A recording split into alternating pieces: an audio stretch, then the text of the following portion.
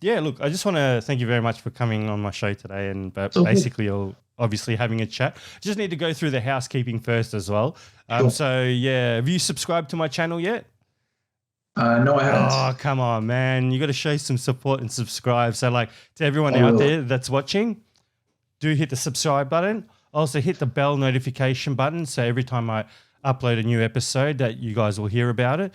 But also not only that, smash that like button because that lets the YouTube algorithm know that we have quality content here. And then basically YouTube would obviously notify other people or obviously, present my material to people out there when they hit up the YouTube page. So yeah, really more or less it's just to get the word around, guys. So yeah, just smash that like button for me there and yeah, let's get on to it. So yeah, John, thanks very much for coming on today. No Um, worries. yeah, I've been a bit of a fan of yours ever since I found out about your workout regime that you've been doing on Facebook. You're For joining. entering, yeah, you're entering a bodybuilding competition coming up soon. I So am. yeah, and also not only that, you're a personal trainer by day. So, um, just to start off, what does the routine of a personal trainer do for themselves every day? They don't just go out and hit the gym with Question. clients, do they? Sorry, what was that? They don't just. You don't just go out and hit the gym with the clients on in the morning. You have your own routine No. in the morning that you Correct. do Yes, before. I actually am not doing any face to face at the moment. So I've Mm, got a number of clients at the moment that I work with purely online. mm, But in terms of my overall routine, it's morning wake up at 5:45. I'll go for a long walk. So actually, there's a whole bunch of things that I actually do prior to the walk. I'll get up, I go downstairs, I actually get my partner's phone because we leave our phones away from our bedroom because we want to steer away from any light so that we can improve our overall deep sleep. Then I'll bring that up to her so that she can wake up and do her regular morning routine. I'll come back down. I'll get ready. I actually have to weigh myself because it's a part of my own program right now. So I've got to weigh myself, make sure that it's after I've passed urine. yep. I guess that's the most politically correct way of saying Yeah. it. And obviously filling up my water bottle and then getting set and going for my walk. So I go for my walk. Halfway through my walk, it's around about 45 minutes. Yep. Halfway through my walk, I'll do a meditation session so I can spend some time being present in the moment, really focus on me and what needs to happen. And from there, I guess for the day is what I mean. And from there, I'll come back, have a shower, and I get stuck into work meetings. So that's the first part of the day. That's only really the first hour to 2 hours Okay. of the day. Mm, And from there, it's just, yeah, there's, I've got the live that I do. We have a focus group meeting, which is with the team. I'll have a little bit of breakfast in between, and then I'll do my live where you've seen me, Neil. yep. And I'm doing, like, I'll share a story, I'll share my personal experience, I'll try and do a training and fitness topic as well, where, people, if I have had that question from clients or external parties, then I will try and address it because it just means that someone's going to get some information and hopefully it's impactful to them and they find a benefit from it. And then from there, I will move into my workout where anyone can join. And, if they do have that visibility and capability and time, then they can just join into the workout. I'll try and give some physical cues if there's any sort of corrections, things that I've sort of observed in the gym or even from my own knowledge that I've learned over time, to be able to help correct people's exercise and functionality and movement. And yeah, that's literally, that's the morning. That's my overall morning routine. But did you want me to go through the No, whole no, day? no, that's okay. Are you one of those guys that like smashes a liter of water every morning before you start your routine? Pretty much, yeah. Okay. So Is that a bad thing, Neil? no, no, no. Look, I believe that you gotta get water into your body. Because from what I heard, it sort of starts your metabolism up in the morning. Because obviously, Absolutely. you've been in how can I say you've been sleeping, so you've been in your body's in rest mode. So your heart rate's not up there. It's not pumping that the blood through your body, which in turn, once you wake up, you want to be good blood circulation, obviously, so you can function with your brain. So yeah, like I look at the water every morning, and I try to do it. I, Absolutely. I, I have a target of about 3 liters of water a day. So generally, Fantastic. I pull out, I'll buy myself, one of those 24 packs of water from Coles down for $6. And every morning I'll pull out 5 bottles, and that's my 5 bottles for the day, or my 3 liters. And then I work through that. But I tell you what, sometimes you just don't want to drink it because you're just bored of it. It is. It's a little bit of a grind sometimes. I actually got myself a 1.6 litre bottle, so I don't have to keep going back and forth to fill it up. But I know that if I've hit 3 of those, then I'm well and truly on my way. Obviously, your body is made up of 65 to 70% water, so you just got to be able to continue to refresh it, and that's what your body needs. Your body's always looking for, I guess, balance, stability, and we call it homeostasis. And the best way to do it is to get rid of toxins, and toxins obviously build up in the body if you continue to eat food, and your body needs to process, digest, and divert all of the nutrients out of your food to make sure that you're functioning at optimal level. Yeah. Well, yeah, your body is, food, stress, all that sort of releases toxins into your body. And, that in turn has its own negative effect on the body itself as well. It affects the repair process the brain goes through or the body goes through. These toxins, you just got to... It's massive. And you know what? I think a lot of us take advantage of the detoxification process. I think a lot of us don't fully understand it. And there's a lot of information out there about, intermittent fasting and all of that kind of stuff and the benefits to it. And yeah, look, it's a world of information out there, and our body is constantly detoxing. It's constantly detoxing. It's trying to get rid of the stuff that you don't need and make sure that it keeps the things that you do. And that's what that's why it's so efficient. It's very smart. But also sometimes can be very lazy because it's so smart that it wants to be so efficient. And it hangs on to things that we continue to put in, and it may not necessarily be what we're using on a daily basis as energy and that kind of thing too. Well, that's why we go to the toilet, because our body's cleaning out all these wastage, I call it. When I first started, I actually had to take in, when I first started my own personal program for competing, and obviously me taking that on alone, I knew it was going to be scary, it was going to be overwhelming, but that I knew was going to bring something new and challenging, which was great. And that to me was an opportunity for me to get into something that I'm more passionate about. I've always been passionate about training, and I've always been interested in bodybuilding. Good old Arnold and Lou Ferrigno back in the day, and you've got Steve Cook growing up, and I'm sure you've heard of all of the names, all the YouTube, The Rock, Dwayne "The Rock" Johnson. You get inspiration from everyone and anyone, obviously, and you just, for me, being in health, fitness, sport, that kind of thing, I've always found inspiration from them, and they have all been in some form of bodybuilding or physique training, whatever it may be, and that's always piqued my interest, and that's why I try and obviously tie in the longevity side of things, so the long-term health, and be able to live a good healthy life with good healthy habits.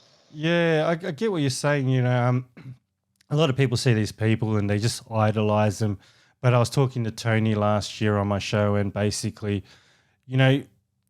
everyone, we do want mentors, or mentors help us grow, having that mentorship, but utilizing those figures out there as mentors as well is a really good approach, because generally they will always deliver a lot of inspirational information. And if you pay attention and listen to what they say, it's sort of like having a mentor there without actually having a mentor. Because this whole fitness can be a grind, and especially with you, you've got this competition coming up.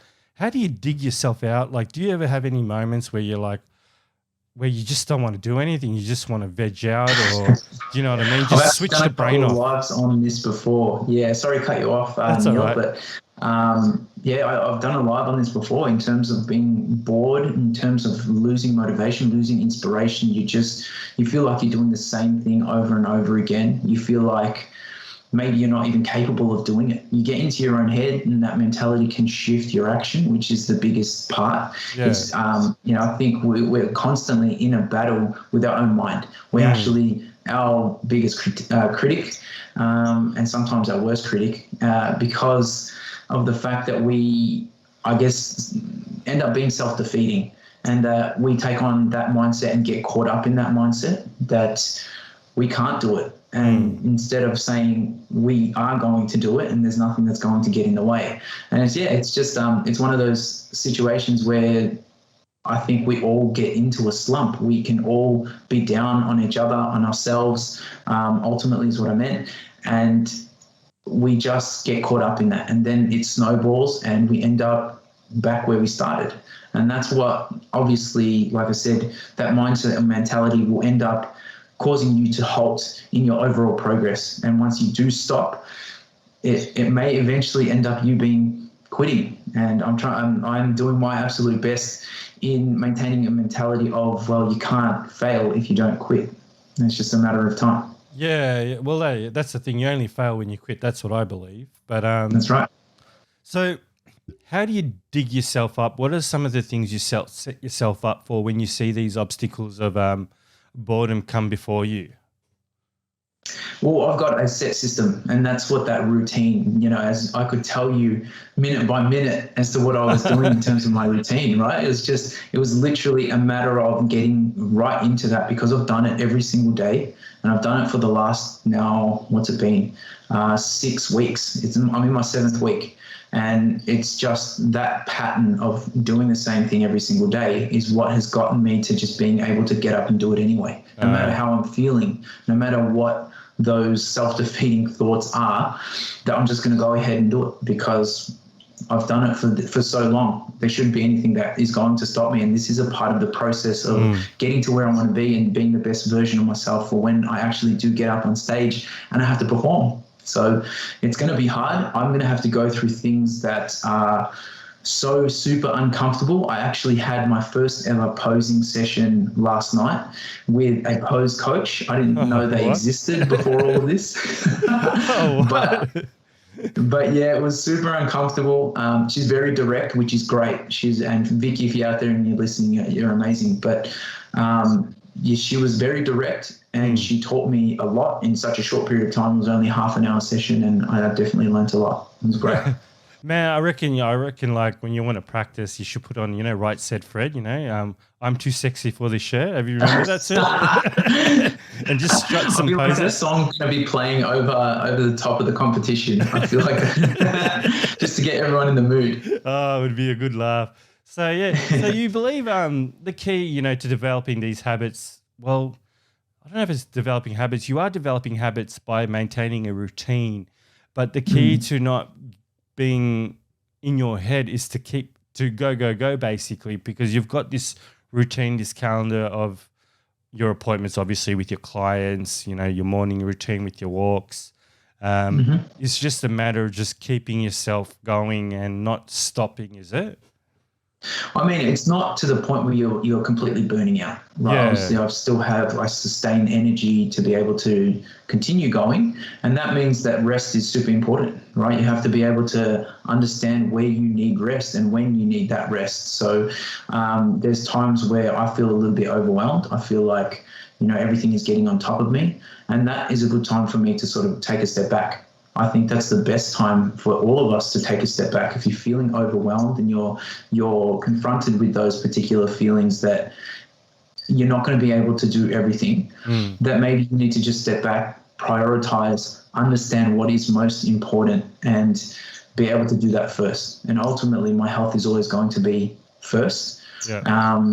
If you think about the overall competition right now, I'm in a very healthy state. Like you need to be able to prioritize all of those things anyway. You need to be able to drink water every day. You need to be able to feed yourself every day. It may not be to the extent where you're measuring everything, but you do need to eat in that sense that you need to be able to provide yourself nutrition. Yeah. So, you take a step back, spend time outside, breathing, no technology, nothing, all of that kind of stuff. And I praise my fiance. She's amazing because she knows a little bit when I'm under stress and under pressure. And she'll tell me, well, let's leave our phones at home and let's go for a walk and spend some time outside and really get the oxygen in so that we can de-stress. Because sometimes being in front of a screen for so long actually causes you more stress. Yeah. And being on social media, I'm sure you're aware, Neil, is that, we spend so much time in front of screens. And that's the reason why we put in that boundary of not having a screen up in our room, is so that we're not constantly confronted with that stress. We try and dim down the lights because your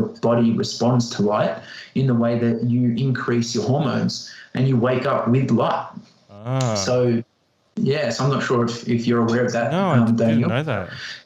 The reason why I wake up at the time that I wake up is because my body's waking up with the sun. Yeah. And when you can catch the sun rise as well as the sun set, you're actually causing and helping your body to start to wind down at the right time. So wake up and wind down at the right time. So I'm not sure if you've heard of circadian rhythms, but that's essentially what happens. Naturally, our body increases its the cortisol as you wake up. It's actually at its peak as you're waking up, because it knows it needs to get up and go. It's time to wake up because of the light. So, and it's the same cause and effect, I guess, vice versa, the other way around, when it comes to nighttime.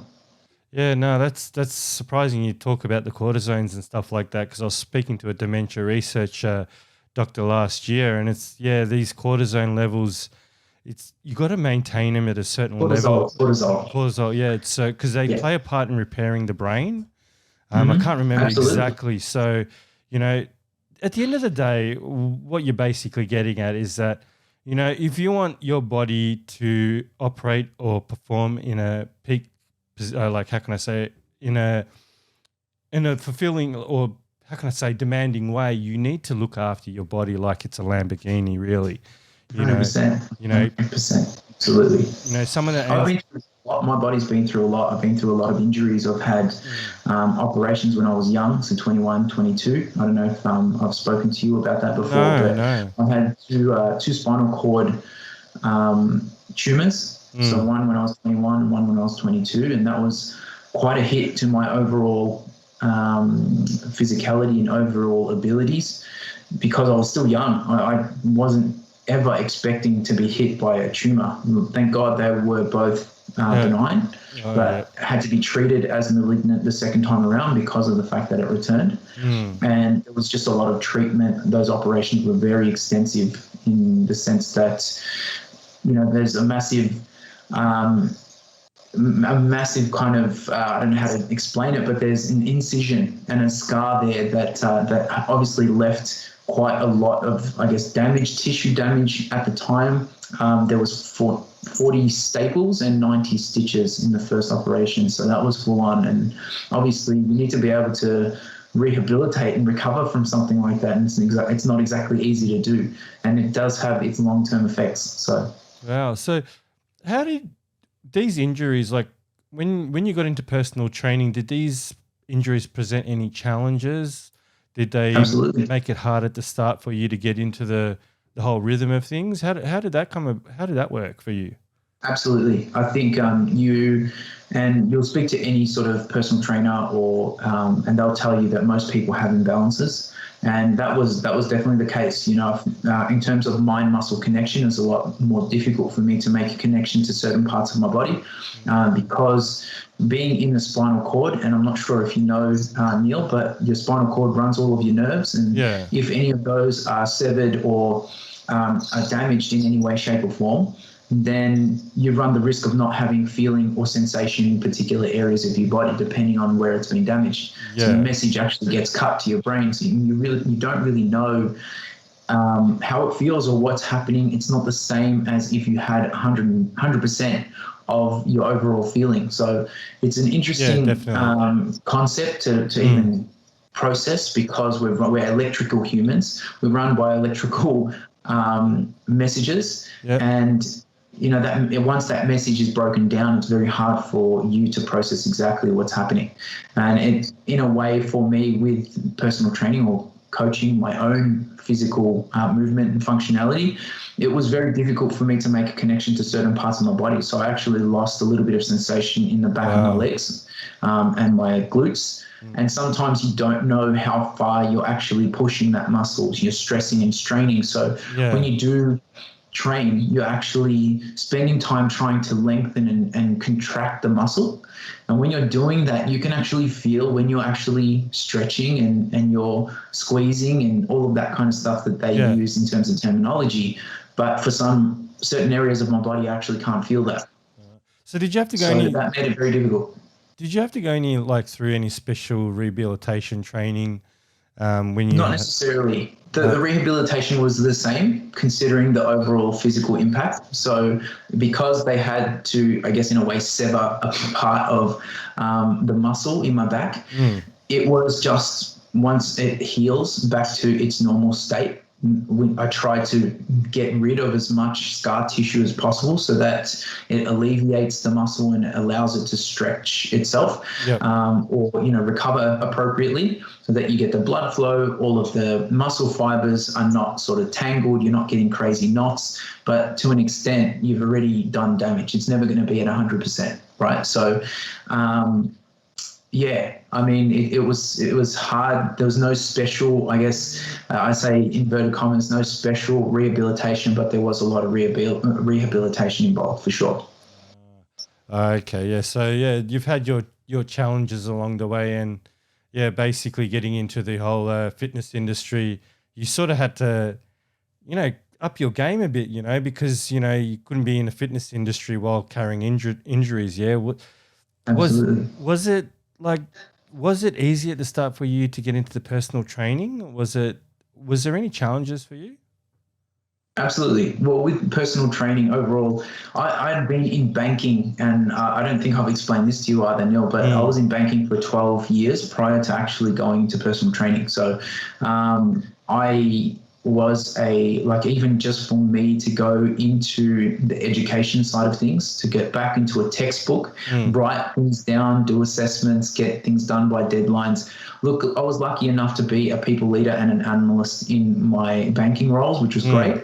That was good fun. They taught me a lot. But I still didn't have the confidence to go back to school. I actually felt like I was going to fail. I felt like I wasn't capable of doing any of that at the time. And me not really being as successful as I wish I could have been in, year 12, year 11, whatever it may be, your high school days. It was very difficult for me to actually jump back into it and try. But I had the support of my partner, and she always boosted me. She always wanted better for me. She knew that I had different passions in life, because in banking, it was great. It was stable. It was secure. But at the same time, it wasn't the challenge that I wanted to take on with my life. It wasn't the purpose that I felt like I was put on this earth to fulfill. And it just made me want to continue to challenge myself. And when I got in there, I took it on. I took it on, and it was something that I was really happy that I did. It shouldn't be about, your age and that kind of thing. I think my ego kind of took its toll at that point, where I thought that I wasn't capable, and just like I couldn't do it. Like I said, you get into that self-defeating mentality, but until you actually jump in and give it a try, you don't really know. You don't know what you're capable of. So, and you don't know what the future has to hold for you. It's just a matter of going in and giving it a crack. And that's also a part of the reason why I'm doing what I'm doing, is being a coach and being able to help other people get to where they want to go. That's ultimately what I've always been looking for, is that, being in a role, in a position, in a job that you're going to do every single day that positively impacts the people that surround you. So talking about challenges and stuff, is that why you got into the bodybuilding competition? In terms of me taking on a challenge? Yeah, well, you've got this competition coming up. Has it always been something you've been into, or was it just something that you just wanted to test yourself? What brought about all this? Because I noticed that this competition coincides with your lives, yeah? 110%. I think ultimately you want to continue to level up. I think I've always had that in the back of my mind, that I've always wanted the best for myself. And like I said, the best for everyone around me. Is that, I've been through, I'm not sure, your relationship history, Neil, but as I was growing up, I was in relationships that I didn't feel were feeding me or that other person. And I always felt like it was best that I let go in order for them to be the best version of themselves. Wow. And that's ultimately how I think about my life is that if I'm doing something that is not challenging me and I feel like I'm stagnant, then I need to be able to do something that is, because you've got to keep trying, and if you do fail, you fail. You got to learn, right? You keep growing, keep learning from that. And I think that me going through that, so many years of being in banking actually taught me that, is because I felt stagnant. I was stuck. I was in a position that I didn't really enjoy being in. So I did what I needed to do to move on and progress. And I took on that same mentality. It might take a lot more time. Everyone's on their journey. Everyone's on a different journey at a different pace. And maybe it's a matter of just taking on a different challenge in order to set you in the right direction that you want to be in. You might take on a challenge that rocks you, that you find out that you don't genuinely enjoy and you don't genuinely want to be a part of. And that I guess in itself is maybe not a failure, but a way in which you can learn about yourself. So this is another one of those. I'm actually seeing that being a part of this journey and competing is something that I genuinely enjoy and actually am passionate about. So I don't know if that's going to continue to be the case. I've got a month left of the journey. There's a lot to learn for me, but right now, the place that I'm in, I'm learning a lot about myself. I'm learning about the process, and there's nothing more that I want out of this, really. And I'm not at the same time, I'm looking after clients, and really filling my time with great, fulfilling things. Okay. So has your fitness regime changed much since you've started preparing for this competition? Has it changed much? Have you added more exercise if you had to do different routines, a bit different compared to what you'd normally be doing as a personal trainer? Yeah, well, as a personal trainer, it's very difficult because you're face to face, right? So it really it's dependent on, and I'm basing this on experience because I used to be a personal trainer at Good Life. So Good Life Fitzroy, anyone if you're out there, I appreciate the time that I had with them because I learnt a lot with them too. But also, being a face-to-face trainer, you only get limited time with the people that you get to see, and it's dependent on how much they can afford, what they actually genuinely want, and they don't get the nutrition side of things. So now in terms of our clients, and I assume we'll probably talk about the whole Achieve Championship very shortly, but as a part of the Achieve Championship program, you get everything: nutrition, exercise, accountability from your coach, and a community, one in which is not available to everyone that steps into a gym. It's very different because you're limited to, let's say, 45 to an hour with that individual. You teach them how to do particular exercises, and then you let them go, and you won't see them for another week potentially. That means that you don't see their nutrition, you don't see on a daily basis, you don't know what decisions they're making. You can't communicate with them unless they're forthcoming with texts or whatever it may be. And some people aren't, because they just much rather see you once a week, do what they need to do and leave. So it's to me, it's limited. And in terms of how we coach versus how I train. So I trained actually, I had accessibility to a gym. So obviously that made it easier for me to be able to train. But I know now it's very regimented, I wouldn't say strict, but it's a lot more calculated with my decisions when it comes to training, when it comes to the food that I'm eating.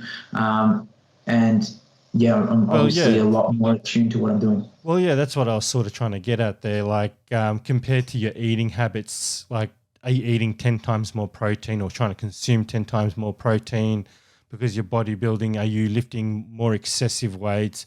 Has your personal training regime changed a bit because, you're preparing yourself to compete? And what did you have to go? What are you doing that's different now compared to, let's say, 1 year ago when you were just training you're just doing a workout for yourself versus now that you're entering the competition? Because I tell you what, you will definitely have, as I would assume that you sort of have a different routine to everything compared to what last year, but you definitely would have some days where you're just grinding away, yeah?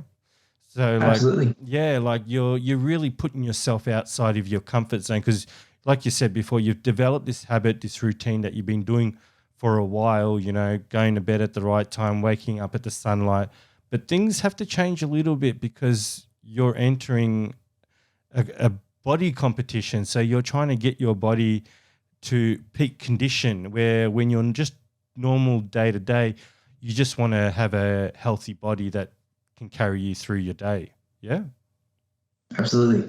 In saying that, I guess what I think maybe what you're leaning towards is that it's more consistent. I think that's really the difference, is that it's been so consistent over the last 7 weeks as opposed to what I was doing before. The only reason I can't give you my exact program prior to COVID was because I didn't have any of the equipment that I had. I was in a different state, a different mental state as well. I actually gained 10 kilos over the first process or the first lockdown. And I put that onto my posts. I put that, I'm open about my situation. It's not, no human being is perfect all the time. And I'm a human as well. Obviously, I don't know if I've talked about it, but I also post about it as well on my social media that I actually used to be 110 kilograms myself. So that was a big player in me becoming a personal trainer. The mentality shift that it required to actually lose the weight. Not only that, is that I used to undereat a lot. I definitely did have a poor relationship with food. And now I'm getting a better understanding of what I need to do without burning out. Giving myself enough fuel, understanding how much rest I need, making sure that I'm effectively exercising as opposed to just grinding my body through workouts, because when you're young you feel like you're invincible, right? So you just go in and do everything that you need to do. You're cooked in terms of pain for the next 2 or 3 days, but you go again. And that's the thing, right? That's the difference with me being 31 years old now, is that I have to be able to be smart about it and be more efficient when it comes to training, as opposed to just training hard all the time. Yeah. Well, I think, the way I've looked at it is more so the fact that I look, rather than looking for foods to eat or meals to cook, I look for ingredients that my body needs, that I need to feed my body to reach optimal performance type of thing, Absolutely. because if you just look at meals and having to cook meals, it's just daunting, to be honest. Absolutely. A lot of people laugh at me, but I tell you what, it's much easier to grind a salad from, you buy your salad from the Coles, stick it in the blender, put some water in the blender and drink it, than to sit down and actually crunch away at eating salad. And the thing is, blending your salad, you actually get more nutritional content out of the food than versus eating it, because your body has to go through breaking it to get the nutrients down, where you let the blender do half the job for you. Do you know what I mean? Yeah, absolutely. I get what you mean. It's a difficult one. I think sometimes we could also eliminate the nutrients from, processing. And I don't mean blending as a whole, but sometimes when we food process, just as an example, if we were to juice fruit, it's a completely different story. It then becomes concentrated. You actually get rid of a lot of the nutrients. Look, there's so many different scenarios, but ultimately what I try and teach my clients is that you need to understand where your preferences are. Understand what's going on in the food that you're eating, and that's ultimately what's going to get you your goal. So to me, I definitely prefer whole foods. My fiance and I love organic foods. Obviously they're from local suppliers. They don't use sort of those, what's a good example? They use pesticides and stuff to keep the bugs away from eating the vegetables. Absolutely. So, you're Absolutely. getting on pesticides almost in everything. But also if you look at, those heavily farmed places that they use things like, I don't know if you've heard about glyphosate, which is a weed killer, and it's known to cause cancer. So, it's really a personal choice. And like at the end of the day, some people might say I'm a bit weird, that's very advanced, but those are the things that we need to look at these days, right? I don't think you're weird. At the end of the day, when you buy mass-produced food versus organic, you're going to lose a lot of nutrient value because of those chemicals they spray on it. And then you also lose the flavor, which, at the end of the day, you can buy something cheap and not get 100% of the flavor, or you can buy organic and get like 100% of the flavor. And that's what a lot of people don't realize, because, buying organic food is actually quite expensive. But, the manufacturing process is a lot smaller, so that's why the price is a lot higher versus your large scale, fruit farms and stuff like that, where Exactly right. yeah, You're yeah, essentially paying someone to destroy your food, and you're losing the nutrients that you are actually expecting out of it. mm, So that's for us, in terms of the financial investment. It's really what do you prioritize? If for yeah, us, if definitely. it's your long-term health and reducing any possibility of long-term disease or anything like that, and potentially this cancer, as I mentioned, I know Mm, it's a tough situation, and obviously everyone goes through their own journeys with that. And I don't mean to be insensitive. Obviously, I had the tumors myself, so it's just being able to make those decisions it may or may not be the difference between you potentially ending there and reducing your risk. okay. So the number one question is, do you go for the pills and potions, or do you try to sort all those nutrients out through natural foods?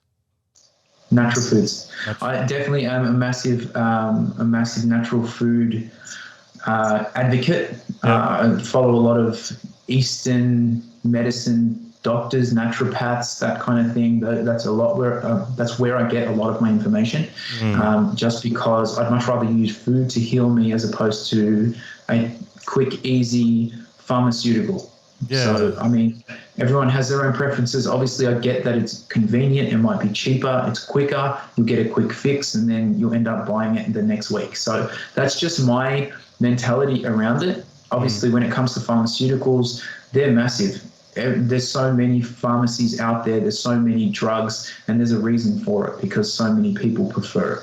I don't know if anyone does the research. It might just be that doctors in our Western medicine ways have been taught to just prescribe medication, and no one ever looks for the healthier or natural alternative. Yeah. I think like if a doctor was to tell people to do Eastern methods and it doesn't work, I think the doctors will be held accountable for it.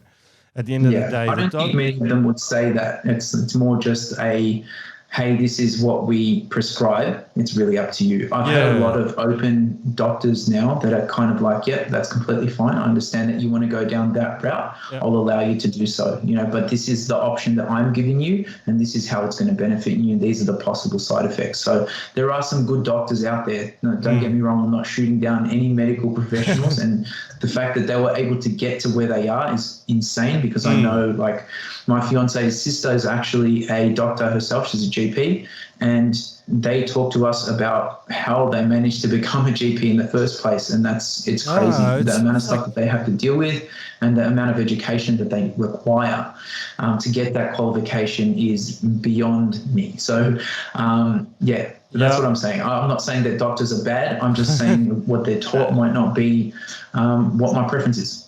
Look, when I look at doctors, it's not so much what they're doing right or wrong. You pick a doctor that you have faith in, because at the end of the day, they're supposed to be the professionals of the human body, like surgeons as well. You have a mechanic Correct. for your car, you have a doctor for your body, and That's right. that's where I go to one of them. I've got a couple on hand. One I particularly like that does is open to Eastern therapies.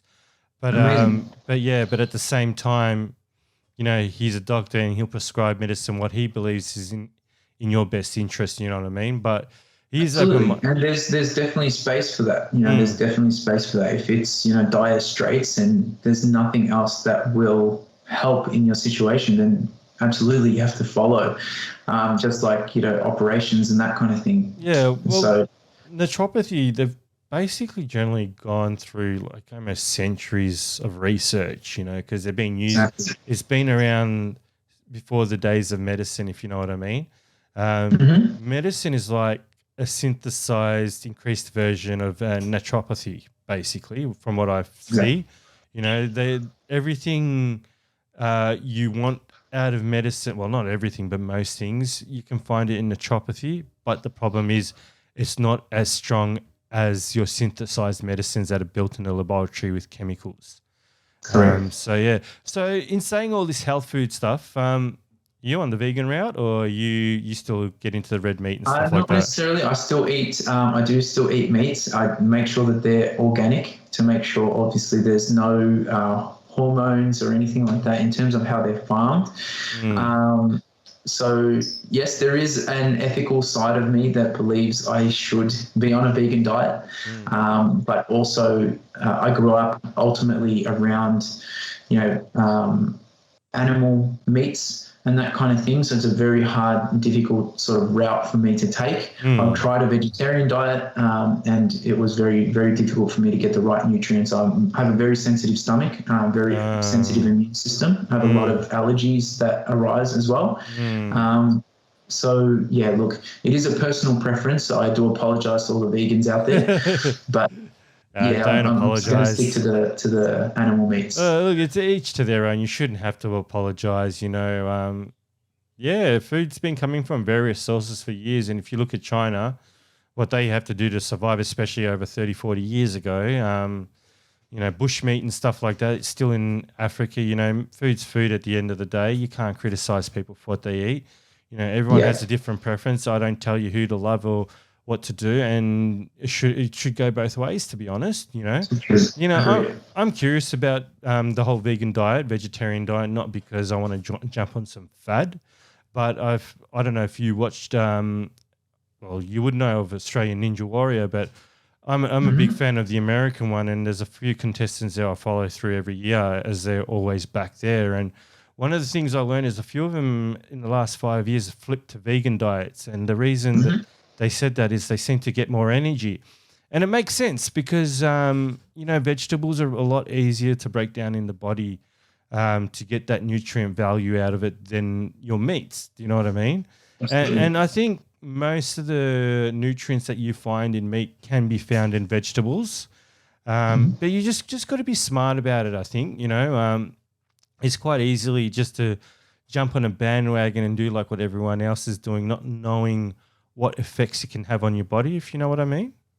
100%. I mean, at the end of the day, some people might not respond to animal meats the way that you do. Mm, And, like you said, it's personal preference. And it shouldn't really be about forcing your own personal opinion onto other people. yeah. And really, the best thing to do is just to understand the nutritional value of your food.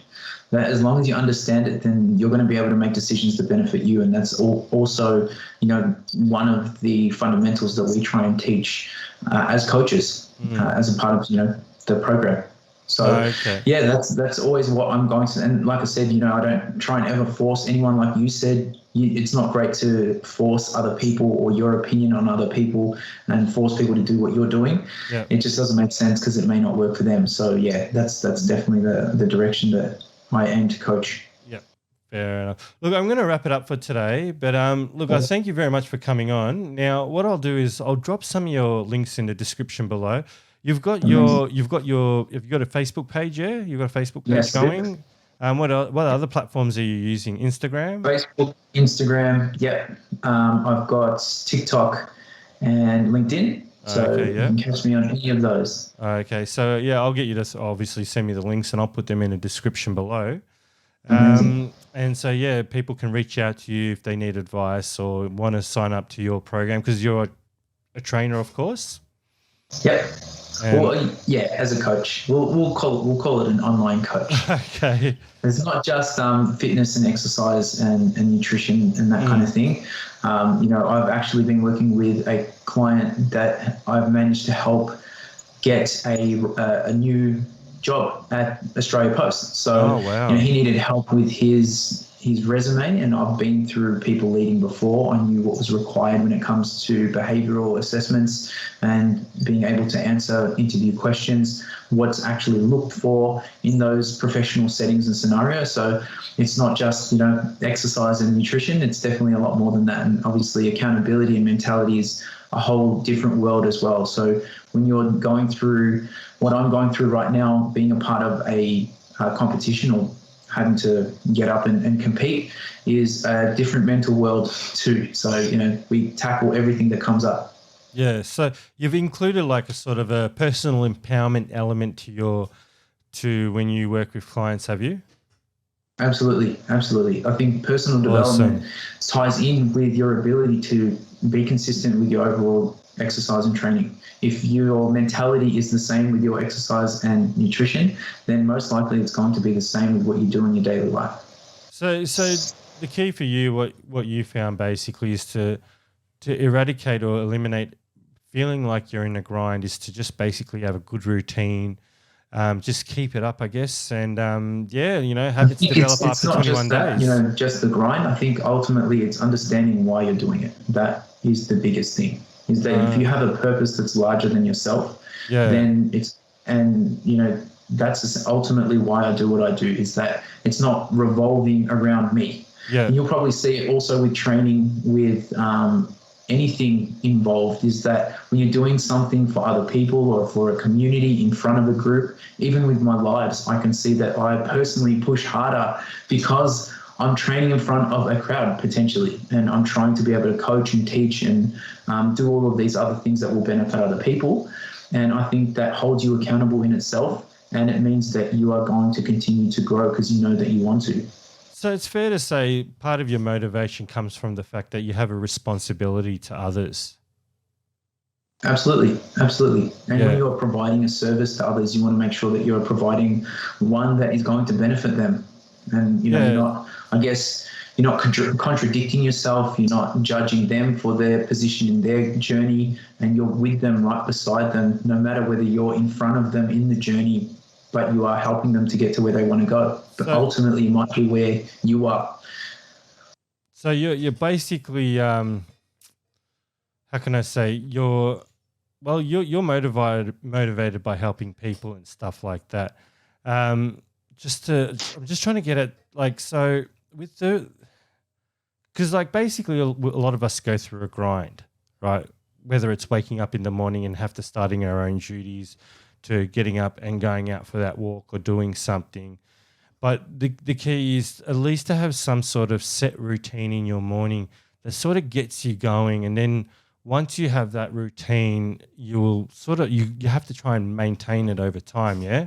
So Mm-hmm. no longer feels like a grind and you enjoy doing it because obviously you know what you're doing. It just comes down to how hungry are you for it to achieve it. A lot of people want Correct. things, but most of them aren't willing to go outside their comfort zone. As soon as you step outside of your comfort zone, you'll either have doubt, you'll get bored, you just lose interest, and that's the key to being motivated is maintaining interest, you know. But yeah, to get that ball rolling, because yeah, basically, if you want to feel good about yourself and feel like you have a sense of achievement, whether you're helping people or just doing things for your family or just cutting the grass outside, yeah, to have that achievement, you've got to have that routine. Yeah.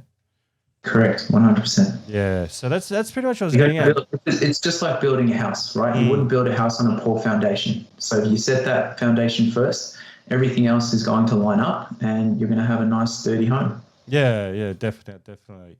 Look, yeah. Thanks very much for coming on today. Thanks for Um, having me. no problem. You're welcome. Now, to all the viewers out there, be sure to smash that subscribe button down there, that bottom red button there, and also the thumbs up button, and yeah, basically hit the bell notification, and also be sure to check out the links down in the description below for John. I recommend you guys highly to yeah, visit his page, like him, and check out his lives. Because yeah, I've been watching it every morning. Haven't been exercising to be honest, but I do enjoy watching you grind away. Like as in, you are working towards a goal, and that goal is getting your body in tip top form, ready for your competition that comes up in a month's time. And just Correct. seeing the love that you have there for everyone there, just it's magic. It's actually you I, can see that it's genuinely honest, open. You really have a love versus trying to build a community to follow to flog a program. Do you know what I mean? You're investing in the people, even though you're not getting anything out of them. Do you know what I mean? And that's what drew me to you. I appreciate that, Yeah. So and look, hopefully, we'll work closer together as well, Neil, yeah, look, as we go. all the best with your competition coming up. Thank you very And much. yeah, look, I'm sure we'll talk more. between now and then. I just really today wanted to get an understanding of, what motivated you to do what you do and the challenges, and just to learn a little bit about the competition you're in. And I think we knocked out some of those. So, I'm happy to give more details on the competition if anyone wants to join. I believe there will be a crowd. I don't think it might be limited, but if anyone wants to see it, I think there might also be a live stream. I think there was one last time they ran it. So I'll shoot the details to Neil as well. Yeah. Basically, look, I'd love to get you back on after the competition. I want to see how it went. I will, if we can get out there, I will definitely try and make an effort to get out there because I'm really interested. I've always wanted to enter a bodybuilding competition, really just to lose weight, not to win any trophies or anything or to have big muscles. But I know the byproduct of competing in a competition is you have to lose weight because you got to get that tone in your body. Yeah. It's all about that added accountability. Look, thanks very much again. Thank you very much for coming on.